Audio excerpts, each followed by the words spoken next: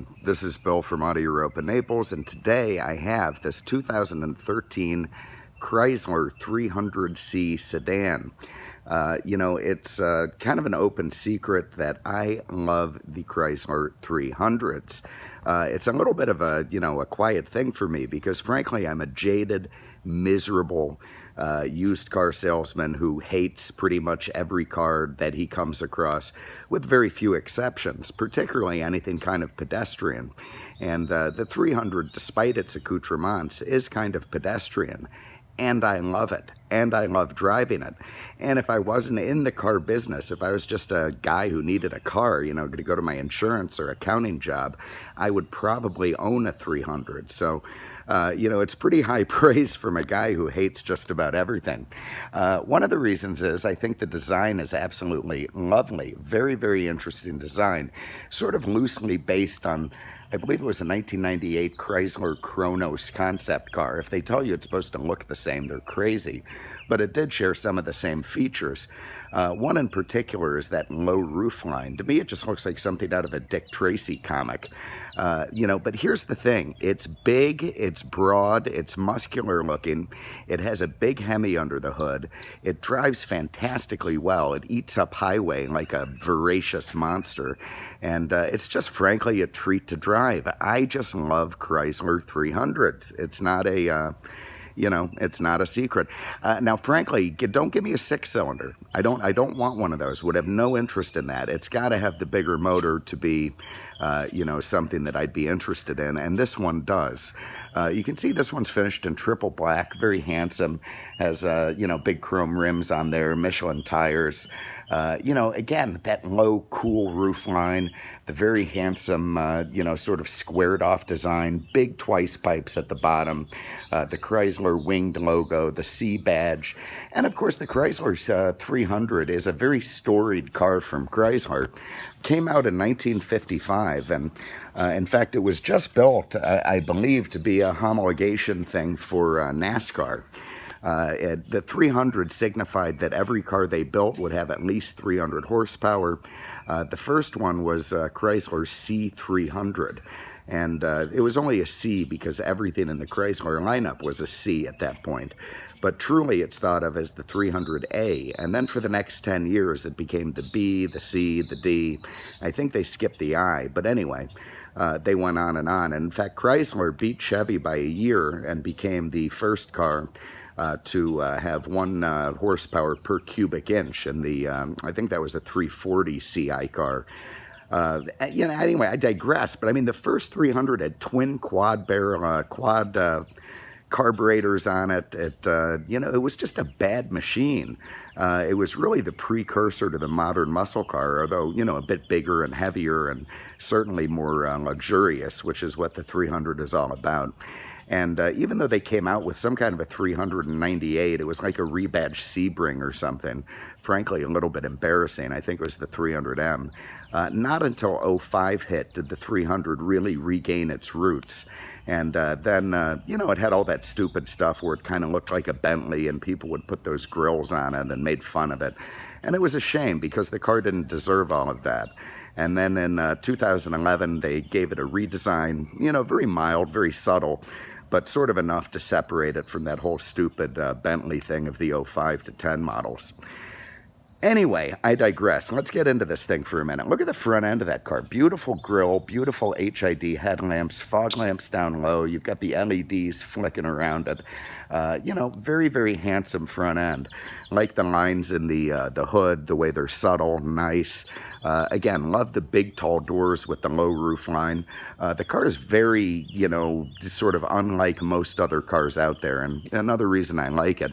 Also love the big chrome mirrors. Let's start inside the trunk.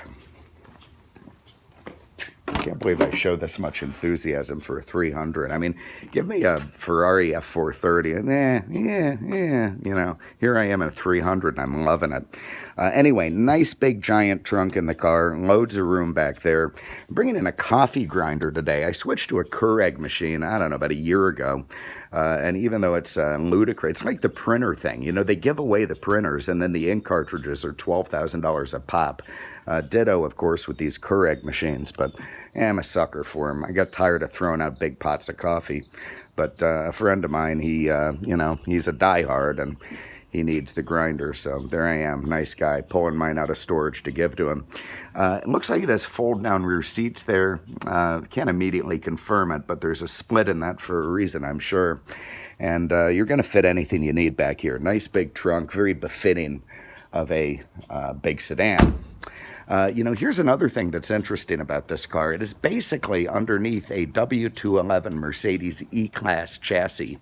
Of course, this car was conceived and built during the Daimler Chrysler period, so quite a bit of Mercedes made its way into this car. The suspension, the unibody underneath, all very W211 chassis. And of course, you've taken that very nice chassis, very high quality chassis, and added a fantastic 5.7 liter V8 Hemi to it. God, there's just a lot to like about this car. Anyway, let's have a look inside. Black, great color for this. You see it's absolutely lovely back here. I don't think it's been too brutalized here in the rear end. You see we've got there's a sunscreen back there. It's got rear heated seats and an outlet sunscreen control. Very nice fit and finish. Again, from the Mercedes period, Chrysler really upped their quality. You can see the nice wood trim, the lovely faux leather stitching there, sort of a very well-designed door pocket, with a cup holder that's simple and a little place to put stuff there and put stuff there. And just looks very, very nice, very proper. You got some map pockets at the back if you want somewhere to stuff your 9mm, and everyone's going to be happy in the back of that car. We'll have a look under the hood, then we'll hop inside.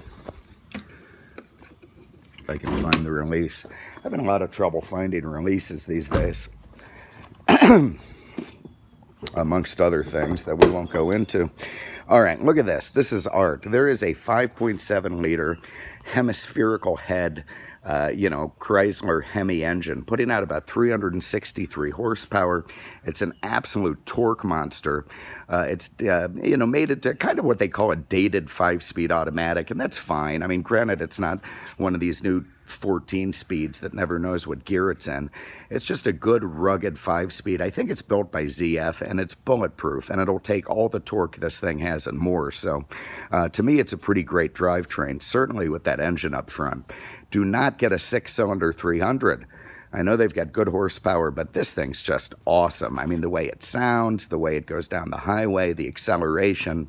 It's such a treat to have a Hemi under the hood of this car. Anyway, everything lovely under this low mileage piece. Very, very proper and ready to terrorize the highways. Now this does have what would have been Mercedes-Benz's keyless go system. Means that I can have these two fancy looking keys in my pocket. I think we got remote start too. Let's try that. Oh yeah. Yeah, very nice. So, if you're up north in the freezing weather, maybe you can shut it off with that too. Yeah, if you're up north in the freezing weather, you can hit that, get the heat going. Down south with the hot weather, turn it on, get the air going. To unlock it, all you have to do is put your hand on the handle. It's going to pop open for you. Okay, here you can see beautiful black leather again up front. Very nice door panel treatment, nice wood in the dash. Sort of Mercedes-derived window switches there. You got dual power seats with driver memory, like the 300s of the past. This is a luxury car, so you do get some very nice luxury appointments. Everything very proper, nice fit and finish. Again, Daimler had a very nice impact on Chrysler when it came to their quality control, and this car has been built very well. It doesn't come apart on you. The seats are in great shape. They're heated and cooled. You can see virtually no bolster wear at all. Lovely soft leather to sit in. You got all your power adjustments down there, your lumbar. It took me a while to figure it out, but this little rocker switch that looks like the power window from a 58 Cadillac, that's actually the adjustable pedals. So I was looking for them down underneath the dash somewhere on the steering wheel, never found them, figured it didn't have it. And then yesterday I was trying to change my lumbar, hit that thing and ended up accelerating. So that is your pedal adjuster. All right, let's hop in. Nice solid way the doors close, foot on the brake, tap that guy, and that big V8 powers to life. I also like the way the needles do that self-test.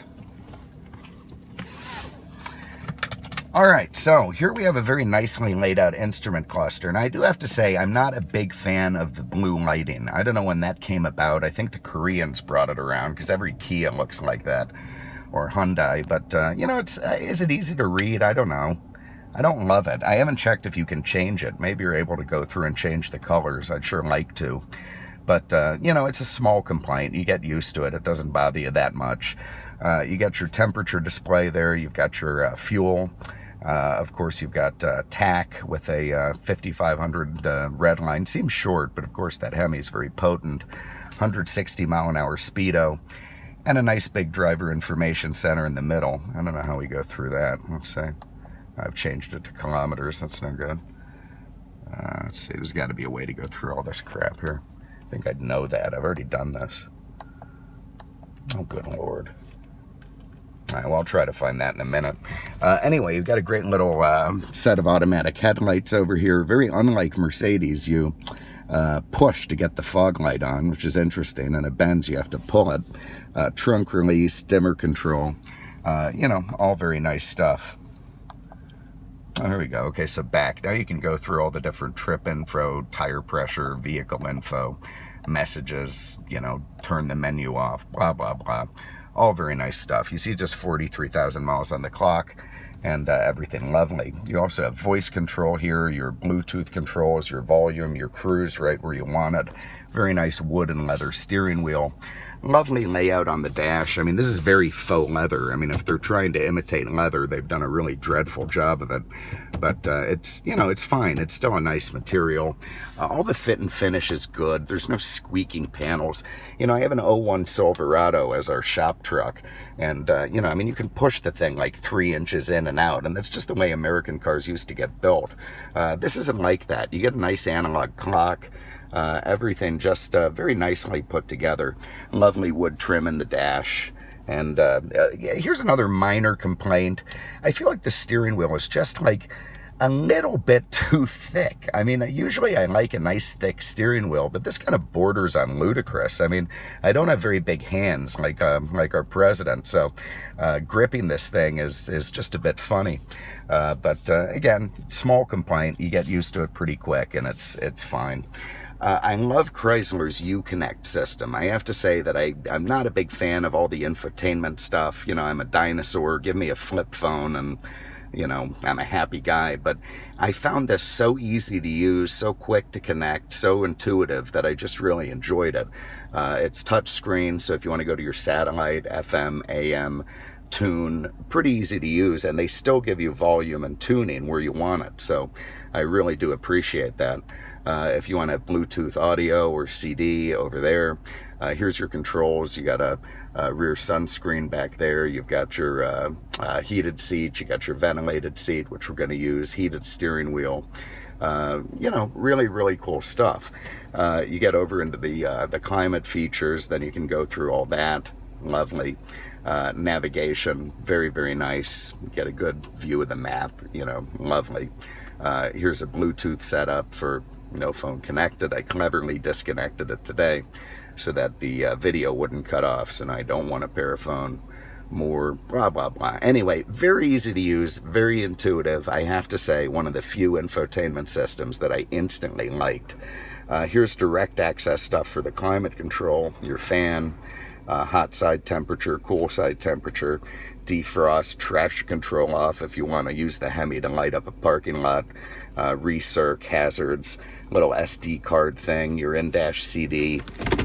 We got in here, ashtray, not an ashtray. What used to be an ashtray in the old days, probably when the first 300s were out. Nice little place to stuff your phone or whatever. Kind of a very Mercedes-style gated shifter where you can Tiptronically shift it this way, that way. Little area here to put stuff. This is cool as hell. So here are the cup holders, which are nice and simple, and they're heated and cooled. So let's say you have a coffee over here, you've got a Coke over here. Keep one kind of hot, one kind of cold. I don't know how well it works, but, you know, pretty neat effort. Glove box, a lot of place to put stuff. Little center console here with a little movable tray for your change. You got an outlet there. You got a USB and auxiliary. Love it. Up top, self-dimming mirror, Homelink. Man, I'm telling you, I just feel very comfortable behind the wheel of this thing. I've got my big V8 under the hood. I've got good visibility despite, you know, the low roof line. And I feel ready to just, you know, again, do donuts in a parking lot or cruise at 140 on the highway. And otherwise, if you're going to be a good citizen, it's just a lovely driving, smooth sedan. You know, you got that Mercedes-Benz W211 chassis, which handles the road just perfectly, very well poised, all independent suspension, great brakes. See, there's another one. Look, these guys know what they're doing. He knows what he's doing, that guy. That's why I got a 300. Listen to that Hemi. I mean, that was quarter throttle, and the thing gets real sinister and starts accelerating quickly. Man, I just love that. So I just am a big fan. I have to say, I'm a big fan of this car. What can I tell you? I think I've told you everything that that comes to my mind. I'm gonna look at that. Now there's a Sebring. That's a Chrysler I'm not a big fan of. Anyway, so what do we? We're drive. There's no sport setting, nothing. Let's just hit it. A little sideways, little traction control, and a very nice subdued sound coming from that Hemi into the cabin. Enough so you know it's there, but not enough so it's dominating. So I think this was a very worthy successor to the original Chrysler 300 luxury cars, and I love it. I love it. Maybe I'll just buy this one. The hell with it. I'll make this my driver. You guys can't have it. You have an interest, give us a call.